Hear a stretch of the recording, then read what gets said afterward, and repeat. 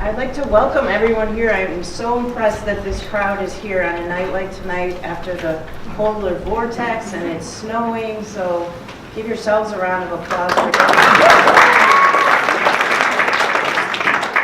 I'm Maura McMahon-Zeller, and I'm the chair of the board of directors, and I'm taking instructions.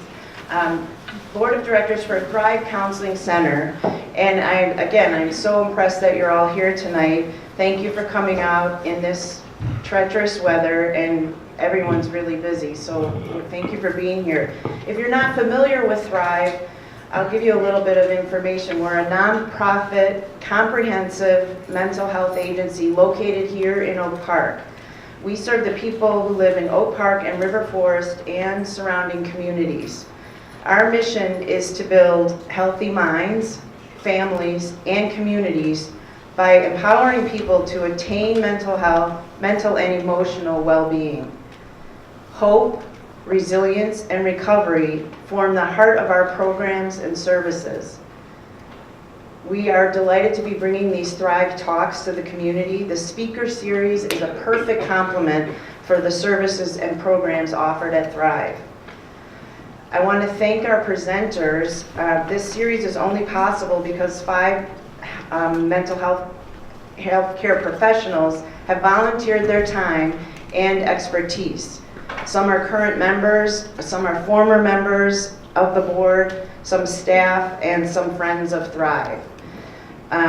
We are grateful for their dedication to Thrive and to the communities in which we live. This modern family that faces countless challenges. We're raising children in the era of social media. We're supporting family members who struggle with mental health issues, and we're dealing with health concerns with aging parents. This is Steve Parker. He's a local Oak Parker, a licensed marriage and family therapist. He's here today to share his extensive knowledge and expertise. For over 40 years, Steve has successfully helped couples, families, and individuals change their lives for the better. He's going to offer practical strategies and ideas for creating a peaceful family, one in which members communicate effectively and respectfully with each other. I'm going to turn over the floor to Steve, and I want to please have you join me in welcoming Steve. Thanks, Maura. Now, is this too loud?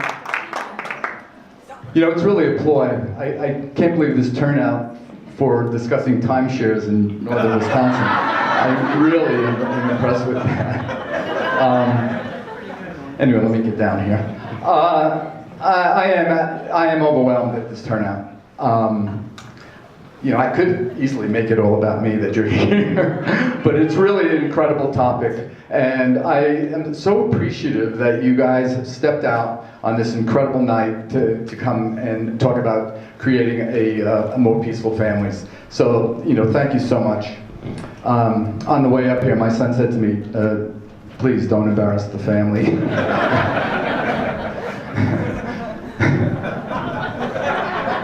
Well, let's see what I do. You know, my work for 40 years, if you think about it, what I have done every day for hours on end is to sit with people and to talk about being happier. And as a result, and there are clients of mine out here who I first want to apologize to, because you've come to my office and paid me the big bucks, and you could have come here for free tonight, so thank you. But it really has been an incredible career for me to have these conversations with people. I've learned so much from them about the ways that people thrive and are happy, and I've also learned all the ways that people can suffer and struggle. And my passion really has become helping families become more peaceful places. You know, one of the things I discovered like 25 years into my career was that I really felt like I was trying to contribute to world peace one family at a time. And it's really been quite an honor, and I really appreciate that. So, you know what? One of the things that is really clear to me is that when you look at the global community, it really, humans appeared on this earth. If the earth were 24 hours old, humans appeared seconds to midnight. We're really a very young species, and I think it really shows. When you look at the global community and you see the way, as a global community, we struggle, we're reactive, defensive. One of the things that became very clear to me as you move down the line of communities, that the seed, the simplest particle of community is the family. And what I have been able to witness and see is that so much of the struggles I see on the global level, I see really at the family level. And it has become really important for me to try to help people become much more awake and aware of how they are interacting with family members. It really is something that I think we need an awakening to. I almost feel like what we need is a sort of a cultural leap in order to wake up, changing the cultural narrative so that things that occur in the families are inviting much more peace and much more comfort among people. So the thing that is really clear to me, and it has become very clear to me, is that the ways that, the wisdom that I have gathered over the years is really quite simplistic. In fact, some people say to me, that's very simplistic, and I always say, well, how complicated do you want it to be? I've kind of broken it down into the notion that there are really two kinds of communities. There are really two kinds of relationships. There is an emotionally driven relationship. In an emotionally driven relationship, people are very reactive. It is their upset, their emotions that drive it. In emotionally driven relationships, people blame the other person for their actions. People, again, are not taking what I have discovered is probably the most important learning that you can have. And that is, I have to take 100% responsibility for how I react, how I behave. If there's one teaching if I distill it down to the simplest form, it really is recognizing that I cannot continue to blame you for how I act, how I behave. Now, one of the things that I do want to invite here is questions, because there's a lot of things that I have inside that often come out just in dialogue. So I do want to invite people to ask questions. So we have this emotionally reactive, blaming, and what happens in emotionally driven relationships, people don't come to solutions. They go through cycles. They just keep cycling through the same struggles over and over again with interludes of quiet. In an emotionally driven relationship, it's a good day if nothing hit the fan, and it's a really problematic day when it does. The other kind of relationship is a principle-driven relationship. And in a principle-driven relationship, it is the principles of kindness and respect that is the umbrella over all of the interactions in a family. That in a principle-driven relationship, people take responsibility for how they act. We live in a culture, we have a cultural narrative that says, if you treat me poorly, I'm going to treat you poorly. You want me to be nice to you, you be nice to me. And that's very problematic. In principle-driven relationships, people take complete responsibility for how they act and behave. And if it's important for me to be a kind and respectful person, I don't become reactive because I blame you for that. I cannot blame you for my behavior. I have to take full responsibility. So in emotionally driven relationships, people are reactive. In principle-driven relationships, people respond. They have what I would say is probably the most important skill that you can learn. And that skill is the ability to stop, to pause. I just want to put a clip on here because if you don't take my word for it, I know you'll take this person's word for it. Oh, I see. What about the gold? Mr. Aber not there yet. Okay, nothing seems to be working out right today. All right, well, I'll see you a little later then. Thanks anyway. What do you do with the mad that you feel when you feel so mad you could bite? When the whole wide world seems oh so wrong and nothing you do seems very right. What do? Do you punch a bag? Do you pound some clay or some dough? Do you round up friends for a game of tag and see how fast you go? It's great to be able to stop when you've planned a thing that's wrong and be able to do something else instead and think this song. I can stop when I want to, can stop when I wish, can stop anytime. And what a good feeling to feel like this and know that the feeling is really mine. Know that there's something deep inside that helps us become what we can. For a girl can be someday a woman, and a boy can be someday a man. It's true. And there are some things that you can do when you feel angry. I mean, how can you still hear me? Yeah. How can you argue with that man? It really is, if we're going to keep it very simple, it really is the most important skill that you can have. You have to be able to stop. When you are feeling an emotional surge, it's absolutely important. I call it throwing an emotional circuit breaker. It is essential. Without that, you will continue to be reactive. You will continue to blame the other people in your life, whether it's your partner, whether it's your children. You will blame them for your behavior. When your emotional well-being is in the hands of other people, you are always at risk and in jeopardy. So this is, if I had one teaching for you to go home with tonight, it would be that. Which leads me to the question, why are you here? It's freezing out. It's miserable out. And I am interested to understand, why are you here? My assumption is that there's something in your life, someone in your life, your family, that you would like to happen differently, that you would like something to change.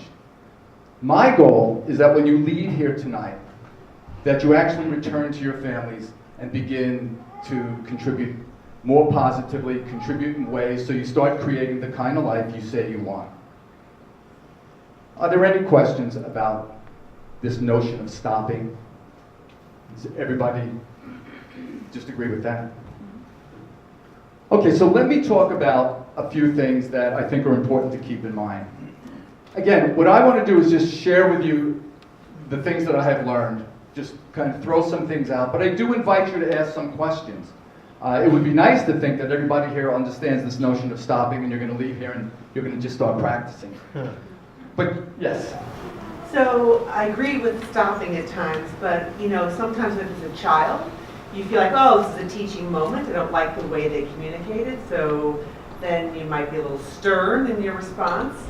It's hard to balance that. I guess that's something that I'd like to hear about. Well, one of the things, did you hear the question? The question is basically if you're dealing with a child and you become a little stern. It's a great question because basically what it says is this, and it's one of the things in our culture. Parents really give their children the power over their emotional well-being. And it is a huge problem. Again, think about what we hear parents saying to children all the time. You make me angry. You make me sad. You make me proud. You make me frustrated. Just think of that message that we give over and over again to our children. And as long as we basically say, I will treat you respectfully as long as you behave, you're going to have a reactive relationship. Putting your child, I always tell this story. I was at the Jewel, and sometimes I kid, I feel like an ambulance chaser. I should carry my card and go into the Jewel and tap people on the shoulder and give them my card. Luckily, I'm really not desperate to drum up business, but it really is true. And the story is, I'm watching a mom with a 3-year-old sitting in the basket, and the mom is leaning over to the child and saying, "Do you want to make mommy cry?" And I'm thinking, wow, that's giving a child a lot of power over your emotional well-being. It is essential. In fact, it's one of the cultural narratives I talk about changing. We have to stop thinking that our children are responsible for our emotional well-being or other people, because what's the teaching? Essentially, you want to teach your children principles, but what we do in families frequently is we teach behavior, right? Do your homework, pick up your books, remember your music lesson, practice. And in doing that, we wind up taking responsibility for our children, and we don't teach them to take responsibility for themselves. I mean, one of the things is clear that in our culture, parents become more responsible for a child's success rather than teaching the child to become responsible for their own success.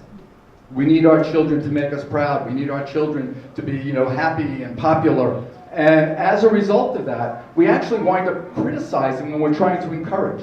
I mean, one of the things that's so incredible, when you listen how parents will try to motivate, they often will say, "You could do better than that.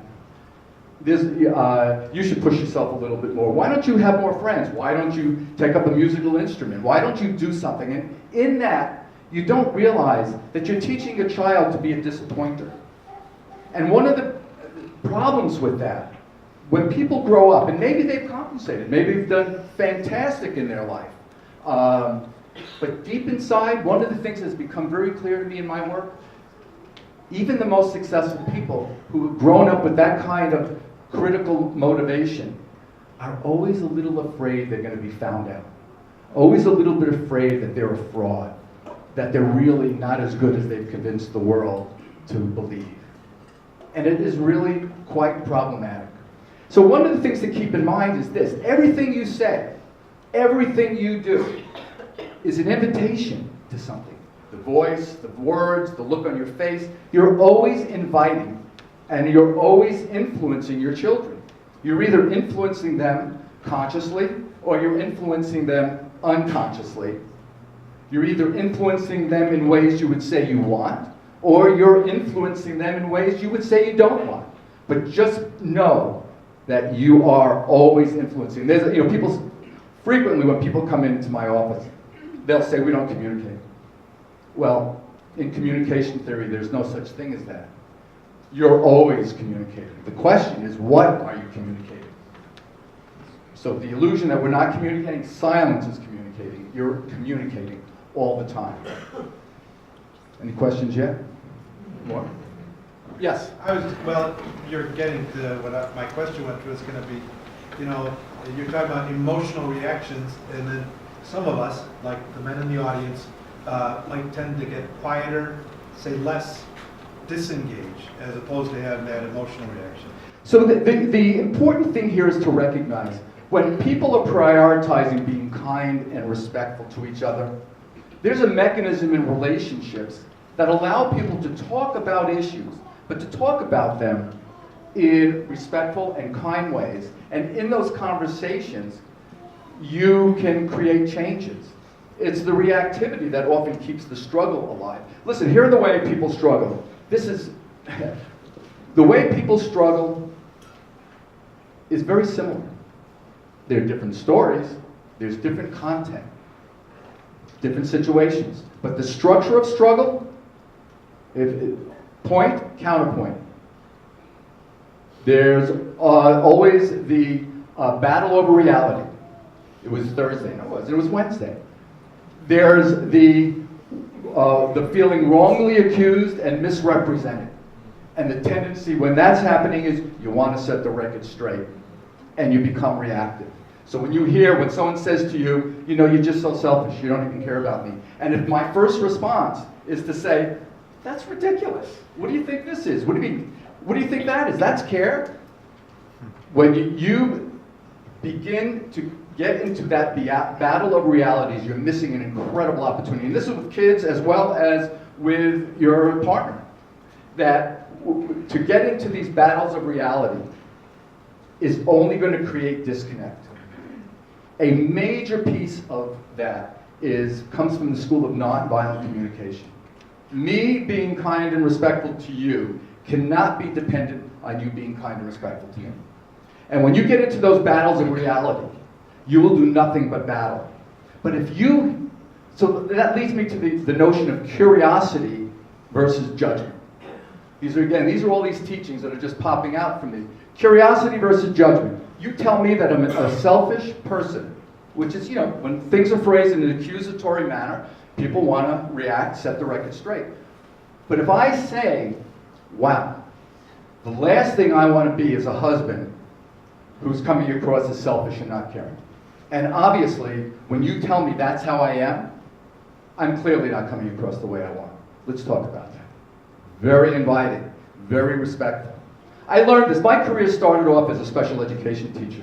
I had a middle school program for 12 years just outside of Boston. And then I became principal of a day treatment center where kids got expelled from school. Their behavior was incredibly challenging.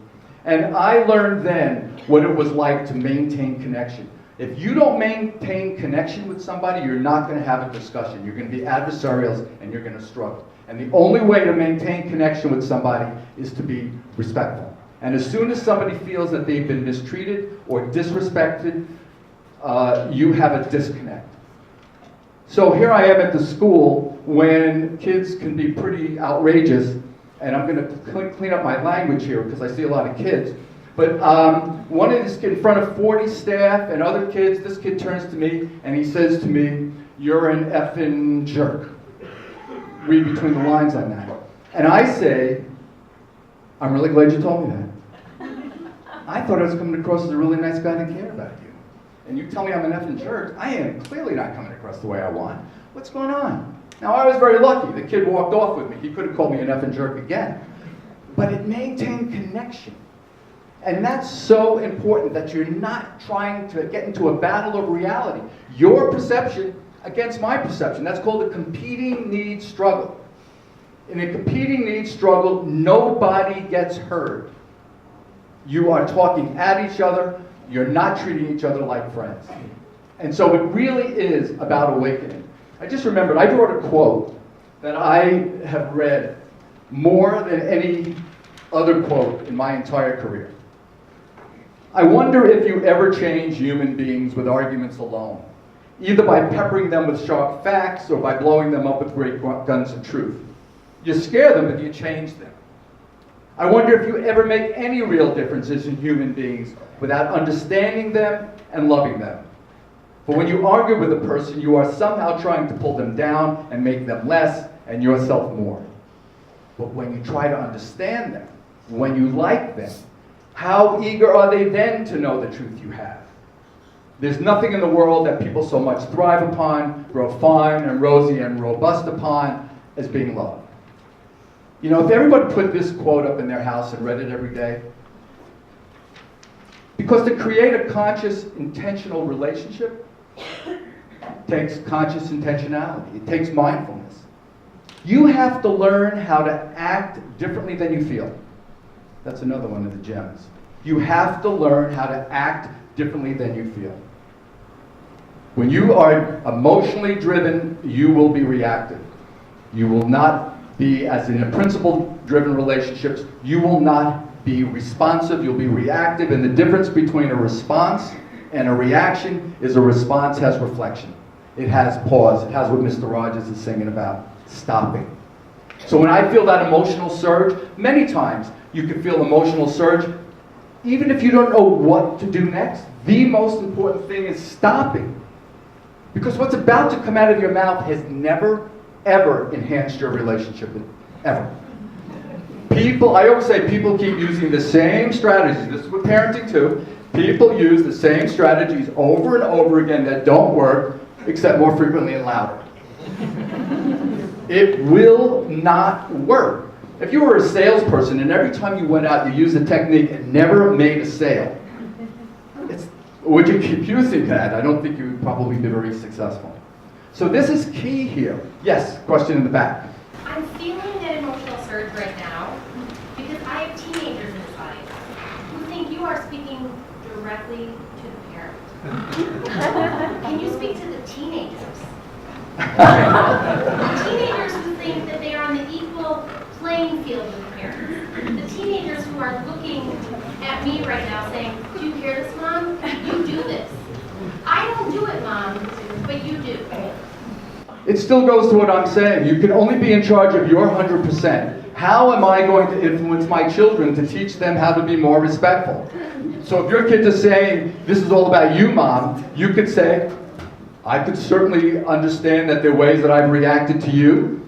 I could actually understand why you have felt mistreated by me. But I want to teach you, and I want for our family to become a kinder and more respectful community. The family is the first community.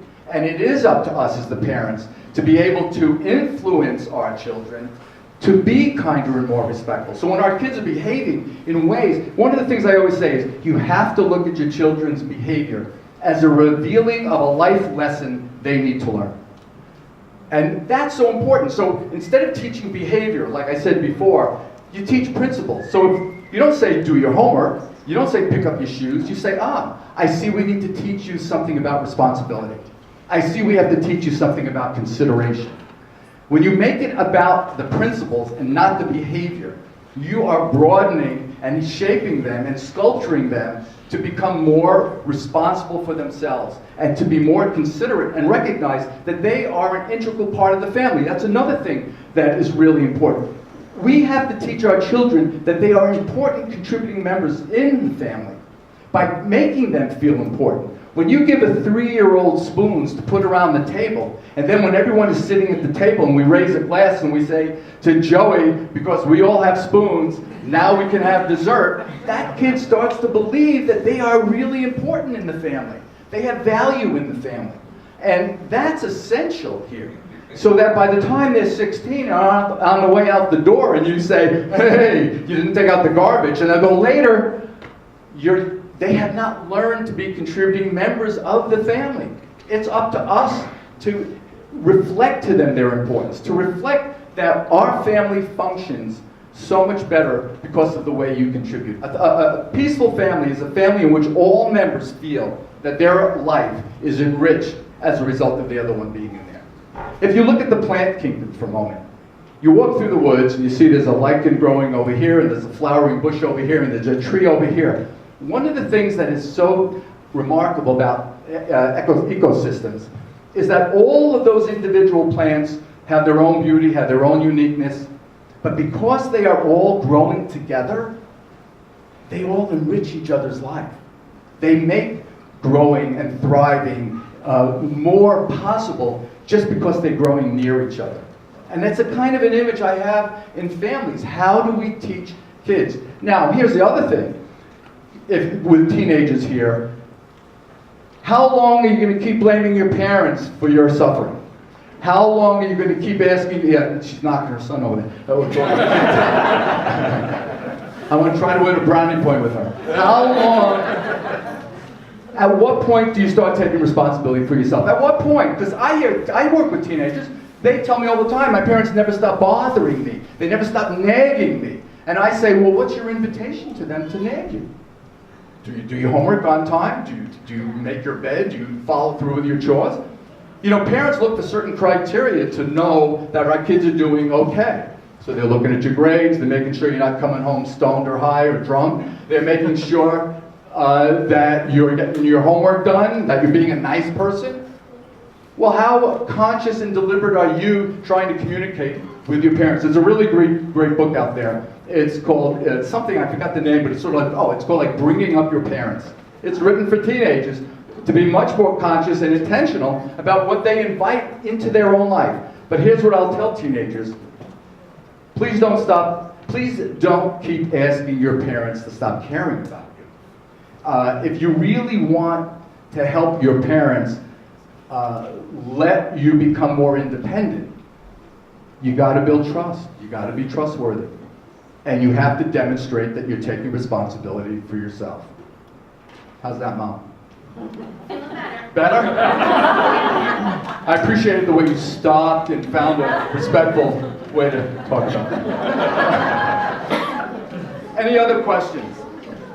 There's got to be some question. You know, the interesting thing, you ask a question, there are 20, 30, 40 other people in here have the same idea going for them. Yes? I have a question. Yeah. About the stopping and the pausing. Yes. I'm sure this is a relative thing, but the duration of your stop. The question is, is that right, Phil? The duration of your stopping? Interesting question. I'm going to stop long enough for me to gain composure so that I'm not reactive. It is not, I always say, it is not about what emergency room to get to. It can wait. And to be able to stop when you're feeling angry, and I call this commenting on the process. Commenting on the process is when you're feeling that surge and you're really trying to be very conscious and deliberate in responding versus reacting. Say things like, I'm not exactly sure what to say here right now. In the past, I'd be yelling at you. In the past, I'd be probably telling you you're grounded for life. And if it's with your partner, a spouse, if you just say, our relationship is much too important for me to be emotionally reactive right now. It never works in the past. It's always hurtful and it's always a problem. I'm not sure what to say, but I'm not going to do what I normally do. Stop. And if it takes you, it's not uncommon to say, let's try to come back in 10 minutes, see if we're in a better place to have this conversation. Or, I'm really distracted. Why don't we meet for a coffee tomorrow morning? That's okay. But the idea is this. And a lot of people make this mistake. They think if I tell you I'm not available to talk about it right now, it means I'm never going to talk about it. And it's really essential that in a relationship, that I call it benevolent coaching, when people are really saying, we both want to have a more thriving marriage, a more thriving relationship. And so if I say to you, I need to stop, the other person doesn't say, fine, walk away, you're never going to talk about it. The other person says, I appreciate that. Thanks. Because it's an act of loving kindness in the relationship. It's not taken as an avoidance. Now, again, all of this is going to take practice. You have habits. Your brain is involved in your relationship. There are neural pathways that are firing. It's habitual. And if you are going to continue to react to habits, you will continue to have the same experiences. If you leave here tonight and you don't take in anything different, to try when you get home, consciously and deliberately, just understand nothing's going to change at home. You'll have the same thing. The only thing that leads to change, is new action. Insight, I always say this, insight is absolutely overrated. Clients come to me, they have read more books than I have ever read on self-help. They know more about psychology than I would ever even be interested in. And I'm their 7th therapist, and I'm wondering, what's going to happen differently here? So insight, having knowledge, does not lead to change. The only thing that leads to change is new action. And if you have, and I recommend this all the time, put signs up. With your phones, have reminders popping up. Be more conscious, be more respectful, thoughtful, pause, stop. Whatever the key word is, you need to retrain your brain. Frequently, when clients come see me, I say that we have to alert your brain to change. And the way to do that is to take very familiar habits that you do on a daily basis and you do them differently. Every morning, brush your teeth with your opposite hand. Rearrange your dresser drawer so none of the clothes are in the same place. Put your key in a different pocket. If you have more than one entry to your house, use the one you never use. If they're a two-way street, start driving down to your house from the opposite end. You will see your brain is going to feel weird. You're going to feel and be aware that you're doing it differently.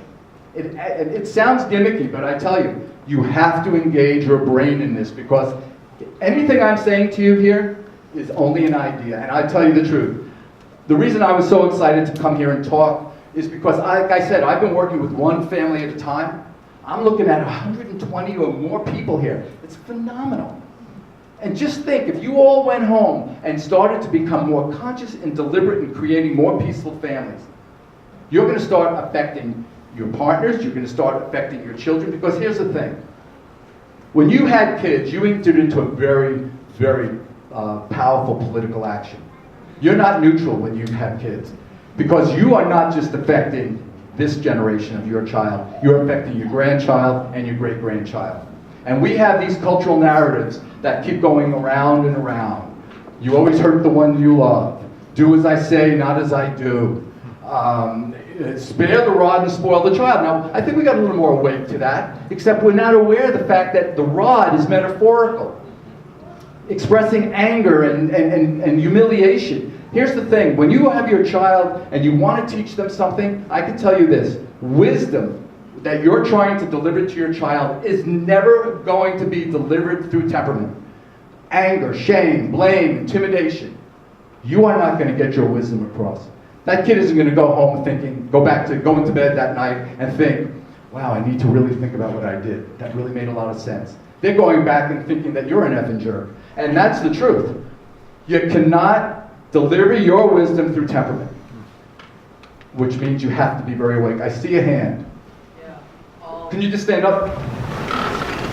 Since you can't deliver your wisdom through temperament, Yes. it's better that sometimes, me as a teenager, my mother, sometimes like to just end the conversation before it gets too far. I tell her a lot, I'm like, Mom, I don't want to fight with you. We'll get along, and then for a week we just hate each other. So is it like better to end the conversation?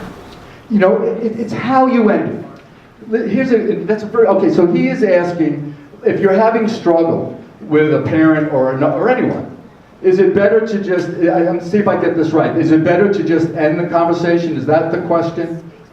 Okay. Yeah. Okay. If you frame it as an act of loving kindness in the relationship, Mom, I feel myself going to be triggered. I know I'm going to get into my same old familiar. And the thing I'm stressing here is, don't tell the person you're arguing with what they are doing. You own it. You don't say, you're getting out of control, you're being unreasonable, you're being unpleasant. You don't tell people what they feel or think, and you don't make those kind of accusatory statements, because I can tell you one thing, it is only 99% of the time when you make a statement like that, you're going to get a rebuttal. They're not going to say, thanks for pointing that out. Never happens. So I have to say, wow, I'm feeling myself getting really angry. I feel myself going to get really unreasonable here. I got to stop, and I'm hoping your mom can hear that as an act of respect and kindness in the family. See, here's the key. That's something I need to learn from. Absolutely, absolutely. Here's the thing. The issues, my experience working with families and couples, the issues are, generally speaking, the issues are not the biggest problem. The biggest problem is how they talk about the issues. When people are talking to each other in kind and respectful ways, they are able to listen, like that quote says. But when you make the issue more important than the relationship, you're going to be in trouble. In peaceful families, the relationship is always more important than the issue. That's another one to star. A couple of questions, yes? So going with what you're saying, so you realize as a parent you need to be more respectful, but you modeled and you've repeated this direction countless times, every day of every month, and you get the same reaction. Like, at what point, I hear what you're saying, but I think in reality sometimes it's tough when you've said it to your child 155 times respectfully. At some point it gets ridiculous. Like, why can't you just put your darn shoes away? Why can't you just do this? Okay. If you've said it 150 times, you're using a wrong strategy. I hear all the time, I've said this 1,000 times, and I go, what do you think, another 1,000 will do it? It never does. It never does. If I'm sitting there scratching my head and saying, I get it. What's the story about the shoes? I get it. I would also predict that there's an inconsistency in the response. Generally, people will try something for a short period of time. I always say that people abandon the good ideas before the benefits are revealed. That's why when you go to yard sales, musical instruments and exercise equipment are always there. People abandon the good ideas before the benefits are revealed. So if you're sitting there with your child and you're saying, I'm stuck. We need to talk in a different way. We need a different approach. You can always threaten to kick them out of the house. Don't do that. But I get that. But you really have to look at, so what is my participation in this? The question is, it's always easy to see what another person is doing. When couples come in to see me, basically what they want is they want me to be the grand jury who hears the complaint of their partner, so I can sit there and say, he really is an effing. They want me to join them in seeing it's the other person that's the problem. And as I said before, it is never the other person that has to change. You cannot change your partner or your child. You have to change the way that you respond to that. That is the only thing you have control over, yes. So, is that where we're going? You're gonna like give us some tips on things we can actually do differently? Like how, I mean, I understand the communication, and I have 4 kids between the age of 15 and 20 right now, and so I've done every single bad communication thing that's been brought up so far. Thanks for your honesty. Honestly, I'm feeling completely emotionally driven going on in the house. Okay, well, the key, did you hear Mr. Rogers? I did. Can you send us that link? I need to watch that. Go online, YouTube. How do you, how do you, what, say? Stop? How do you? It's there. Mr. Rogers, so, what do you do with the man that you feel? Mr. Rogers. Yes. Has anybody seen the Mr. Rogers documentary? So good. Oh, man. One of the things he said in there that was so profound, he said, how do you teach your children to like themselves? That was so key. So key.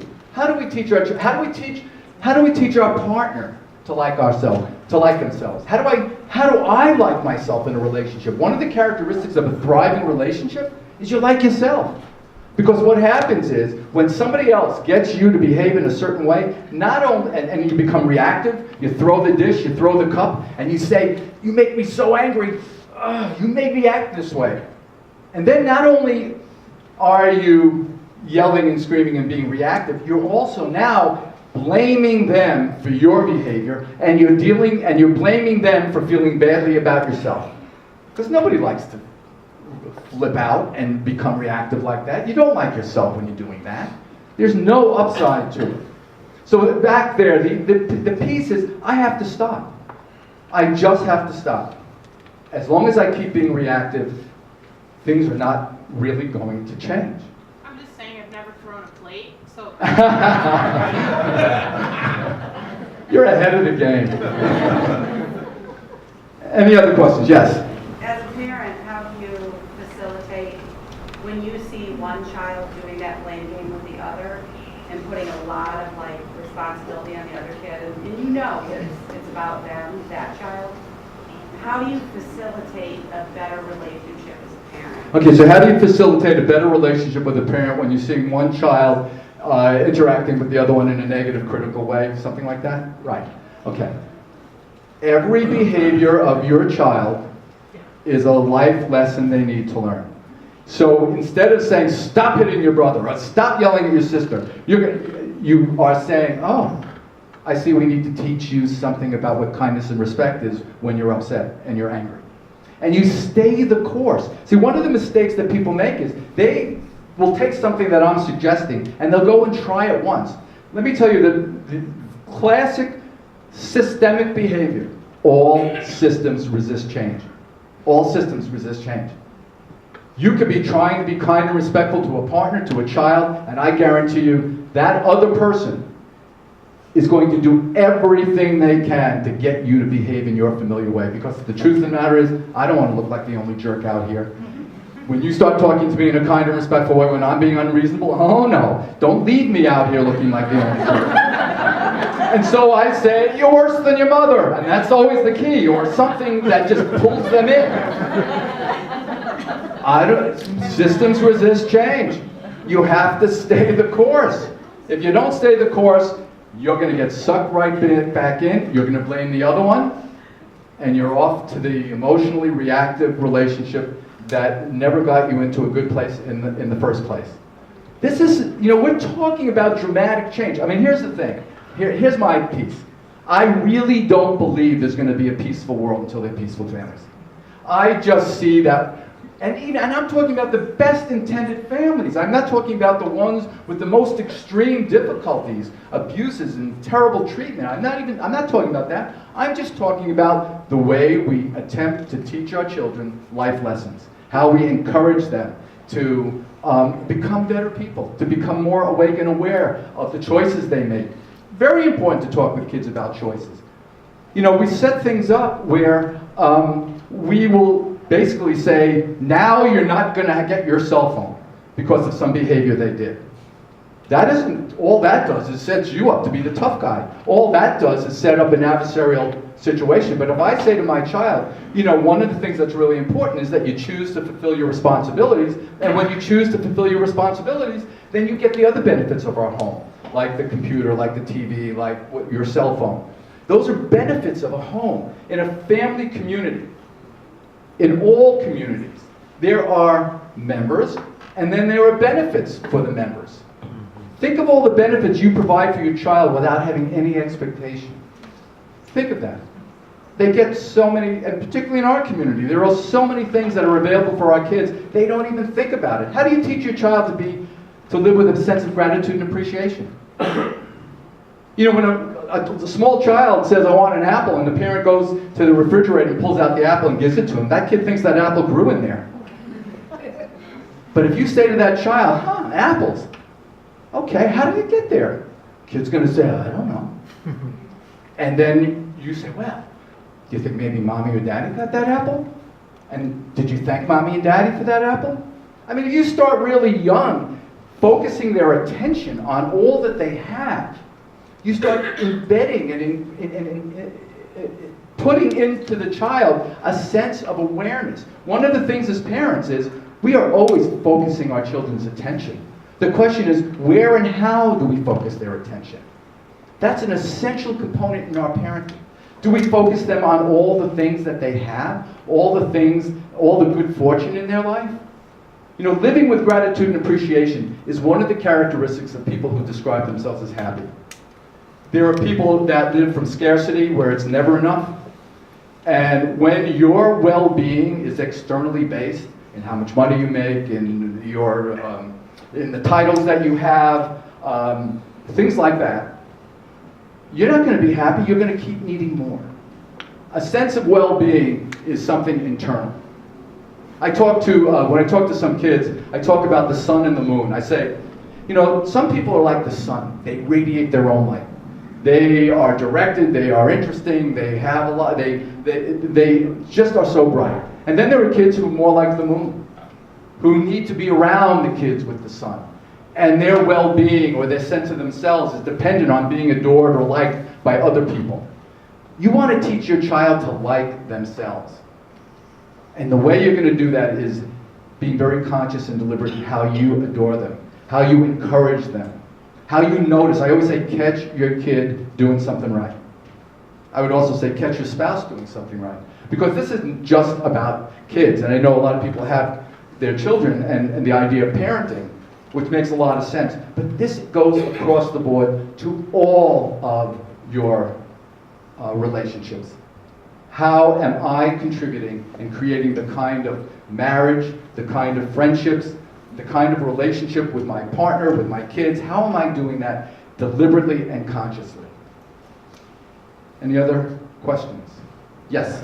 You talked a little bit about how, with our generation, that parents are more responsible for the children's successes than the children. Can you give some suggestions on when we parents think we're helping our kids by not letting them fail or catching them before they fall, when perhaps they learn more if we just step back and let them fall sometimes? Well, okay, so the question is more or less, how do we support our kids and not take complete responsibility for their successes or failures? Do we let our kids fail? One of the big problems is just that. It's really important to allow your children to experience consequences of their behavior. I mean, think of the dependency that we create. How many, and don't raise your hands. How many of you are waking your kid up to get him out of bed to go to school in the morning right? How many of you are reminding them that they need to bring a notice back to school? How many of you are reminding them that tomorrow they have a doctor's appointment or they have a music lesson? I had a family in my office, I had a couple in my office, and it was at 8 o'clock in the morning, and about 10 after 8, and this is back in the day when Nextel, these little walkie-talkie systems were the rage. She's sitting in my office, and I hear her beep, click, click, click, and then I hear a voice come over the phone, and he goes, I'm up, I'm up. That guy was at Notre Dame. I said, what are you doing? It was insane. Okay, well, he'll miss his class. Yeah. The number of parents that come into my office when they have an 18-year-old about to leave home and go to college because they've never done a laundry. They never bought an apple. They never cooked a meal. They only know what it is to have money on plastic and not even be conscious of how much they spend. You know, when they're 18, I would like to say it's never too late, but it would be a lot easier if you get them when they're younger. I am serious. And I'm not going to, next year when we have a talk series, one of the talks I want to give is raising boys, because there are a lot of problems with that. Although I will say the most challenging kids at the school when I was principal of the day treatment center were the girls. Vicious, biting, attacking, going for the jugular. Oh my God, boys, they were a little bit different. Yes, Karen. Can you talk a little bit about what we can do as we have adult children? So I can't go back and start talking about apples in the refrigerator. So what kinds of things can I do now with adult kids? Be lucky they're out of the house. Good luck. Right, lock the door, someone said. No, I mean, it's true, but we breed dependency because we're afraid to let our children fail. I mean, I get it. If my kid is not getting up every day. Okay, so here's a story. Years ago, it was a 17-year-old guy, lived a single mom, and he was a senior in high school, and it was about April when he got a severe case of senioritis, and he would not get out of bed to go to school. And the mother's in my office alone, and she says, I have tried everything. And I said, no, I can't buy that. You have not tried everything. She goes, I am telling you, I have tried everything. And I said, did you get naked and get in bed with him? And she said, are you kidding? I said, I'm not suggesting that. My point is that you haven't tried everything. The next week, she said I was in my underwear, he was out the door. I actually told this at a training at the Community Mental Health Center, Metropolitan Health, and somebody got up, walked out, and reported me. They did. Let me check this out. Is my New York accent coming through? I just heard it out there. Yeah, I was going to say, when I heard that Thrive was looking for somebody with a New York Jewish accent, I knew I was in. Okay, any other questions? Any thoughts? Yes. There's a lot in the press about how negative social media and these things are for Yes. our well-being. Are you seeing that impacting families negatively? And is there Yes. a plea you have for us? Perfect setup, Barbara. February 21st, the Thrive Talk is going to be the impact of technology on families. It is absolutely, I hope you are all back for that, because I can tell you that technology's impact on the family is profound. I could say that there really isn't anyone they may come into my office for other reasons, but ultimately, the distraction that technology, not just with kids at all, I mean between spouse, it is a tremendous impact. One of the things we never really did a social impact study on what was going to happen with technology. And I see a lot of scary things that are starting to happen. Basically what we're finding out is that the parts of the brain that are triggered in addictive behavior are being triggered with cell phones. They did a study for college students. They found out that college students are going to look at their phone every 15 minutes. They're going to stay on it for 10 or 15 minutes. And by the end of the day, they spend 5 or 6 hours looking at their phone. And when the phones were taken away, the level of anxiety went through the roof. People are suffering. They're sweating. Just lose your cell phone. See what happens to you. It's absolutely a big deal. But I'm going to save that. February 21st is going to be a talk on that. And I really encourage you to come because it really is a problem in relationships. Yes? How can children voice their opinions to stop? Like to be able to stop? Well, you don't tell anyone to stop. No. You stop. Well, like, I guess, like, how are you able to communicate across if your parents trying to, like, come across in this very, like, I'm trying to help you way, like, they're trying to help you as much as they can, but you just need a break? Okay, so that's a good question. How do you help your parents to stop when you need a break? In a kind, loving, and respectful way. When you yell at your parents, and I would still say to the parent, it's up to the parent to still find a way to be kind and respectful in response, since it's my 100%. But if you were to say to your parent, I really don't feel that I'm able to take in what you're saying right now. I really feel that I can feel my anger building. I don't want to be disrespectful to you. I really would appreciate it if we could just stop right now. That would, again, how do, you know, the problem, as I've tried to emphasize before, it's not that there are issues in families. It's how they address the issues. And if you are rooted in those principles of being kind and respectful, you are going to increase the likelihood that you're going to have a positive outcome. Yes? In our family, we need to take some safe space. So a comment is in one of the families here is we say we need to take some safe space.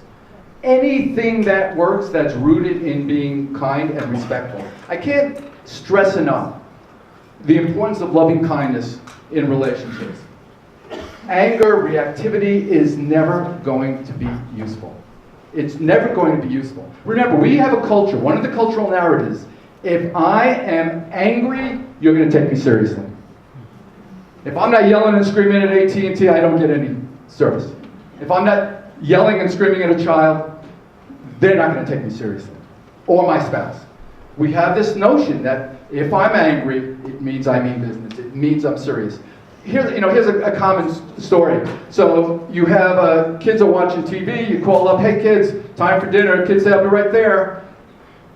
5, 10 minutes go by, parents call up again. I said, it's dinner, and the kids say, we're coming. Finally, 20 minutes later, the parent goes into the room, says, get your butts down there now, shuts off the TV. You taught that kid that when you call them the first time, they have 20 more minutes of TV. The ticket of being angry is just fine, it's worth it. I get 20 more minutes. If you say, when they come to the dinner table, we need to teach you something about what responsibility with television is before dinner. So tomorrow, because you chose to be irresponsible with TV, so tomorrow there won't be TV available before dinner. But then, after that, the next day, you get an opportunity to demonstrate that you can be more responsible. And then when we call you the first time, you'll come. It's a life lesson, it's teaching. We train our kids whether we are conscious of doing that or not. And so you want to be really awake. The patterns that form, these are patterns of reactivity, anger, they go round and around and around. And until you awaken to the notion of being principle-driven, you will keep going around and around and around. The issue here is you want to learn how to influence people in your life, not control them. You have to learn how to influence. And the only way to influence people is through your relationship. And the only way to have your relationship influence people is that you are kind and respectful and you maintain connection. Question? What about kids that actually have trouble learning those things? That have trouble learning from those consequences and actually applying it? So what do you do with kids who have trouble learning those principles and applying it? Is that what you're asking? Yeah. Like, and there's like valid reasons for having trouble learning those. Okay, so I mean they have certain kind of learning challenges. Yeah. No question. The piece I would still say, that still would not invite you to get angry and disrespectful and reflect to them, what the hell is the matter with you? How many times are you going to do this? The idea is to think about, well, we need to come up with new strategies. What would be helpful? I'm not saying that, this is not that you're going to not have challenges. There are challenges. The idea, though, is that when you are addressing any of the issues or any of the challenges in your life, you are awake and aware of your own emotional response to it. And I just want to keep emphasizing, I know there are challenges out there.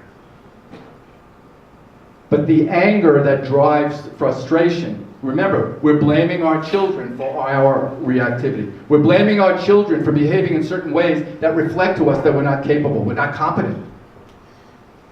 And that could be a big challenge. So it is about being aware and awake of what my invitation is. How am I trying to gain influence in my child's life or my spouse's life? I keep bringing you back to that because those relationships also have to be attended to with conscious intentionality so that you have a thriving marriage, you have a thriving relationship. You're not going around and around or giving up. I mean, I work with a lot of couples, they've kind of given up. They're worn down, they're worn out. But when they come, I'm always asking, I see this question, when they come in, though, I really always have to ask people. I ask two questions, and I'm sorry, I'll get to that question in a minute. I ask two questions of every client when they come. Why are you here? And how will you know when you're finished? We have to come up immediately with the picture of the solution. In fact, it's not uncommon that I'll say to couples, it's our first session, I say, if this was our last session, and you got everything you wanted out of coming here, what's happening in your life differently? What's different in your relationship? And I can tell you, people are experts at telling you what they don't like, what they don't want. They're experts at what their partner does that they don't like or don't want. And one of the things that I always say to people, when you tell me what you don't want, that's like me asking you where you're going on vacation and you tell me, we're not going to California.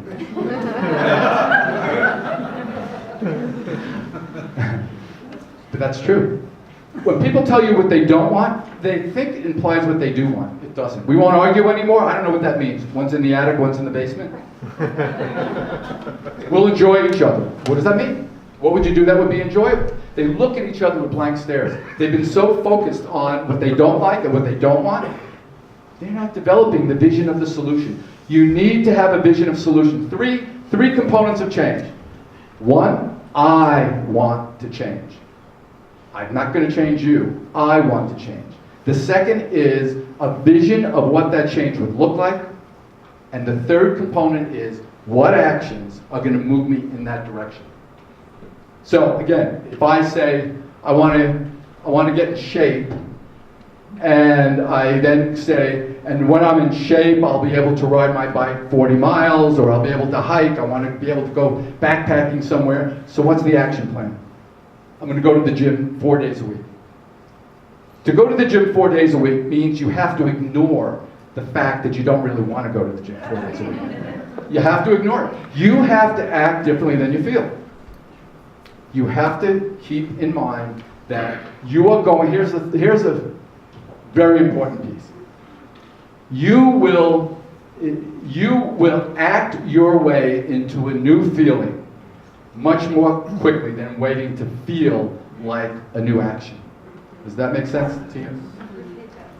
You want to act your way into new feelings rather than waiting to feel like taking a new action. If you wait around waiting to feel like going to the gym, you're not going to go to the gym.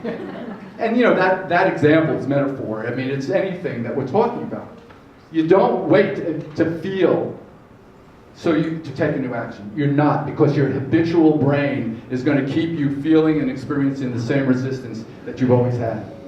If I want to be kinder and more respectful to you, I'm not going to wait until you behave any differently. I'm going to make that my priority. I'm going to put signs up and remind myself, that's what I want. I don't know what you're going to do. My kindness and respect is not dependent on whether you are being kind and respectful. It's the kind of person I want to be, and I don't give away that to anyone.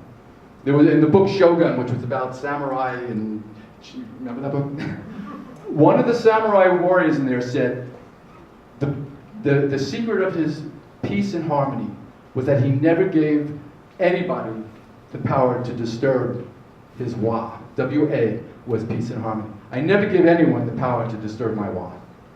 I always like that. Just remember, you're giving it away. Don't blame them. And again, I don't want to say that you're never going to feel angry. You're never going to feel frustrated. Just don't blame your partner or your children. And when you're feeling that, that's when you stop, and that's when you choose a new response instead of a familiar reaction. Okay, question? Question? Yeah, I have a question about... Can you stand up so I can hear you better? Sure. I had a question about co-parenting. About what? Co-parenting. Co-parenting. So if you're trying to maintain being principle-driven, but the other parent is very emotionally driven, and you don't necessarily have the marriage, that relationship anymore because you're co-parenting, you're split up now. Right. How do you sort of? Yeah, the challenges of co-parenting, you mean after a divorce or something. Yes. Yeah, and how if you have a style of trying to be kind and respectful and principle-driven, and the other parent is being very reactive, right? Come see me. No, go to Thrive. Go to Thrive. No, you really have to, I mean, that can be a very big challenge. But the principles that I'm trying to teach here and trying to impart to you are still going to be the same. In fact, you could even, you could help your child, depending how old they are, to find maybe they have more access to their parent than you might from a divorce situation. I mean, it is best if a divorced couple can be co-parents together, no question. I always say, if you couldn't give your kids a good marriage, you better give them a good divorce.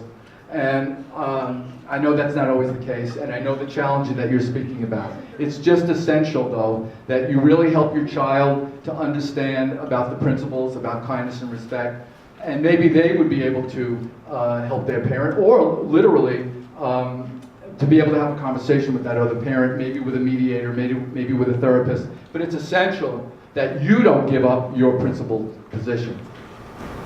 Just a quick follow-up. So, like, how can you give your child that, the communication tools to navigate that relationship? Right. And if they're maybe frightened or unable to communicate, like how? And those are big questions, to say the least. I don't really have a very quick answer, but I will say this: you have to model for your children how you want them to be. And so you have to help them to figure out how they can remain principle-driven rather than reactive. And it's challenging because when kids are influenced by growing up in a family, and they have learned and observed and have experienced challenges that are going to affect them.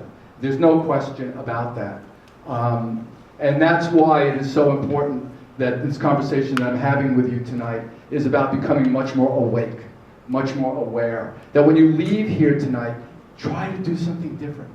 Try to do something that is much more rooted in being a principle-driven person. The good news is you don't have to wait for someone else to do it first. You do it. You do it first. Yes? Any thoughts about family meetings and whether they're a worthwhile endeavor, and if so, any tips how to make them come off well? Well, some people pull off family meetings beautifully. They get the pizza and everything, and but again, sometimes when we say we need a family meeting, that's the signal you're in trouble. So you really want to understand what it is you're trying to communicate. If you start having family meetings as a proactive way of getting together, then it isn't as loaded, because generally people are addressing issues. And when you're addressing issues, it's already a setup to think, I'm going to be on the hot seat. I wonder what's going to happen here. And so you would have to think of how can we start inviting our children, our partner, to sit down and have a family meeting. I mean, what if you said, I'd like to call a family meeting because incredible things have been happening and I really want to tell you about it. Then nail them. No, I'm just kidding. But you really want to think about that. If it's just when we're in trouble, there's going to be resistance. Nobody wants to go and get reprimanded. Okay, any other thoughts? I know we have about 10 more minutes in here. What's that? Or you have meetings that are scheduled weekly. We just have a family meeting, a check-in. Basically, you demystify it and you take the power of struggle or complaint out of those meetings. Things change. Yes? I have a question. Sure. I know that people judge us by our actions and not our words. True. But let's say I'm engaging in certain behaviors for extended periods of time, and I leave here tonight and I want to try some of the things that you're describing. Do I just start doing them because they're going to be looking at me like I'm or do I say, hey, I really don't like some of the dynamics I'm bringing in this relationship, and I'm going to be trying some different things. I'm not going to do them perfectly, but I just want to give you a heads up that I might be trying some ways to make a more peaceful relationship. So the question is, do you just go home and look like you came from another planet and start acting in ways that are so out of character that they don't know who they're with? Did I get that, Matt? Yeah. Okay. You know, one of the things is I talk about cueing. Cueing is letting somebody know, for instance, when there are familiar struggles. There are always taboo topics in relationships. Whenever we bring up that, we always fight. And in order to do it differently, you say, before we start talking about finances, I want you to know that I'm going to approach this conversation much more consciously and deliberately to be kind and respectful during this conversation. I have never, not you, I have found myself getting very angry and very upset, and I know my contribution to the struggle in this conversation. I just want you to know I'm here to do it differently. If you go home and you say, you know, I just started thinking about how I respond or how I react versus respond to you, and I want to have a kinder and more loving and more respectful relationship. So when you start seeing me acting weird, just know I'm trying. I may not get it perfect, because you're not going to get it perfect. Perfectionism is the art of self-deprecation. There are no happy perfectionists. But that's another round. Any other? Yes? Yeah, thank you. One thing we haven't talked about tonight is forgiveness and let go of resentment. I think that's really key also in driving change. Oh, forgiveness is an incredible topic in and of itself, and the process of forgiveness. But forgiveness requires two people. And it really requires being able to connect and hearing the other person's perspective without arguing it, without debating it, without telling them that their perceptions are off base. It's really important that they feel validated and acknowledged when they are telling you their experience. And I find that so often a lot of correcting happens when people are trying to talk about forgiveness. But as soon as you feel, often when people feel, again, wrongly accused or misrepresented as to what had happened, they want to set the record straight and the other person does not feel validated, heard, or acknowledged. And that's going to be a problem for forgiveness. But forgiveness, I mean, Janice Abrams Spring is an author, she's a psychologist, I believe, who has written 2 books on forgiveness. And it's certainly worth taking a look at. And again, I just want to emphasize the other book that I mentioned before, Marshall Rosenberg's book on nonviolent communication. Very, very important book. You read that, it'll change your life. Yes? Thanks for all of this, Steve. Hey, and, Dave. Good to see you, Dave. 10 years. Yeah. What about anger? I mean, anger seems to be like part of our, it's like in our DNA or something. Right. And so it seems to be something that is at a deeper level from, I mean, just being able to, okay, I'm going to change the way I talk. Right, right. And anger seems to drive so much of the problems. Well, David he's asking about anger and how deep it is in our DNA. You know what it is? It's part of our primal survival instinct. And so it has served a really great purpose at different times in our life. And this is where acting differently than you feel and being able to stop. It's not saying you're never going to get angry. You're going to get angry. The question is, how do you react or respond to anger? That's the problem. It's not that I am so angry right now, I can't even continue having this conversation, is an act of kindness and respect. So you are going to get angry. You are going to feel hurt. Now, I want to be clear. I'm not saying you're going to make me hurt. You're going to make me angry. That's a big distinction. Part of this is starting to understand this is my choice about how I react. One of the things is we do not have control of other people or certain events in our life. The only thing we have control over is how we respond. That's all we have control over. And so you're right. When you pay attention, I call it, that emotional surge, that anger surge. How do I throw my emotional circuit breaker? And that's a skill, and it takes practice. And you may be 5 steps into your reactive way, and then when you recognize it, and you're having this fight with a partner, you say, I gotta stop. I'm doing my old and familiar right now. I always say couples have to give each other a do-over. You have to say, I want to try it again.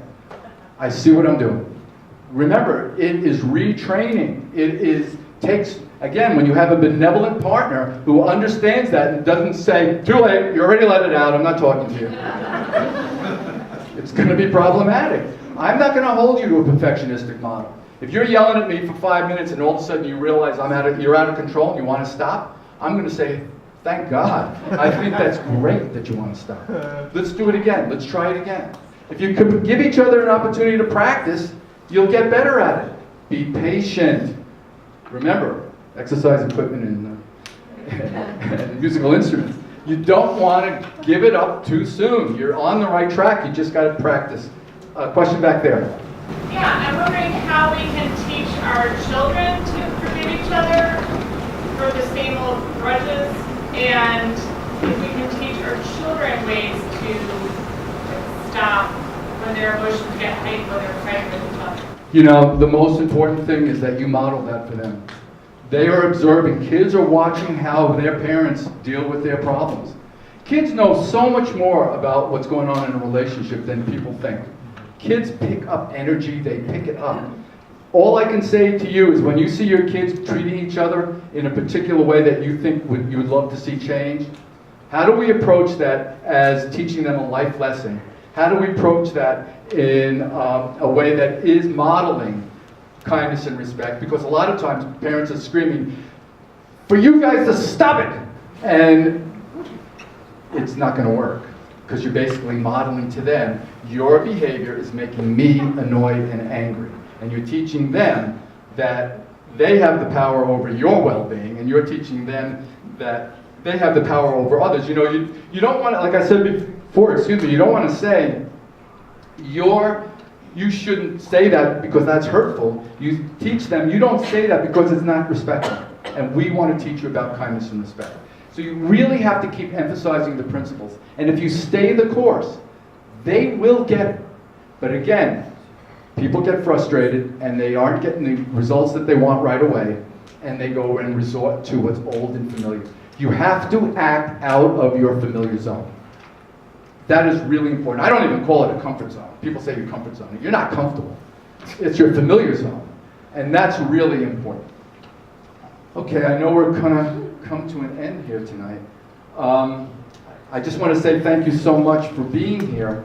I do want to mention that Thrive in our community is an absolute treasure. Thrive provides services for all kinds of issues and all families, and it is an amazing place, and it really does need support. It needs financial support. I'm on the board, and I'm so proud to be a board member. I even get to work with staff about once a month, which is fabulous in terms of training. And I can tell you there are people there with such big hearts and want to make a difference in this community. It's really important that you keep Thrive in mind for donations. You can go to their website. I mean, tonight and the talks here are all sponsored by Thrive, and I just can't encourage you enough to please think about supporting it. I mean, lucky if you don't need to use their services, but boy, we have a waiting list there. We are trying to get on more staff, and we're doing more trainings. We're doing a lot for the community, and I really, really want to ask people to find generosity in their hearts to be able to support Thrive. There is an incredible talk series happening February 21st on technology and impact on the family. March 21st, a good friend of mine, Darby Morehart, who's an expert in the world of geriatrics, Alzheimer's, and the effects on families. If you know people who have family members that are dealing with that kind of issue. Please keep them in mind. And then in May, because we couldn't get an April date, Marion Sassetti, a beloved doctor here in town, is going to be giving a talk on, I forget the title, but it's like hope and resilience for people who have a family member with mental illness. So I can't thank you enough for coming out here on this incredible night.